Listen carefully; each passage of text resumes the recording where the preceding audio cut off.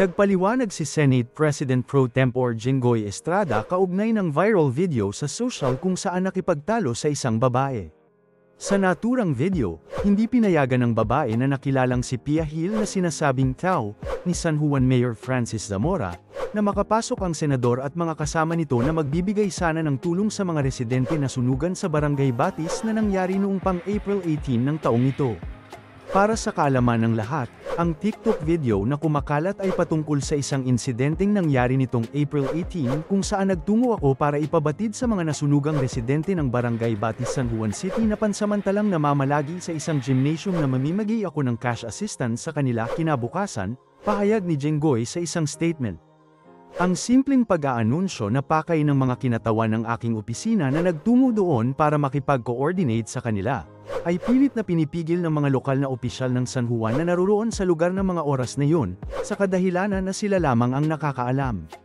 Ayon kay Estrada, mahigit 1 oras nakiusap ang kanyang mga tauhan sa pag-aanunsyo sa mga nasunugan ngunit hindi umano sila pinayagan. Maayos na nakikipag-usap at nakikiusap ang aking staff ngunit hindi sila nakikipagtulungan. Dahil doon, sinabi ng senador na siya na mismo ang pumunta para kausapin sila ng maayos ngunit walang gustong humarap sa kanila. Iyon aniya ang nagbunsod para kumprontahin ko ang isa sa kanila. Sa nasabing video, gusto nilang palabasa na ginagamit ko ang aking posisyon para gawin ang gusto kong mangyari porke senador kayo, sabi ni Senator. Opo, ako po ay senador at ginagamit ko ang posisyong ito para makatulong lalong-lalo na sa mga taga San Juan na kinalakihan ko at hindi ko hahayaan na mapigilan ako na makiramay sa mga nangangailangan sa panahong kailangan nila ng tulong, sambit pa niya. Gayunpaman, sinabi ng senador na nangyari ang pag-aanunsyo nang payagan sila ng mga pulis na nandoon ang oras na iyon. Dahil naiparating namin sa mga biktima ang pakay ko na pagtulong, na isagawa namin ang pamimigay ng cash assistance, ayon kay Jinggoy.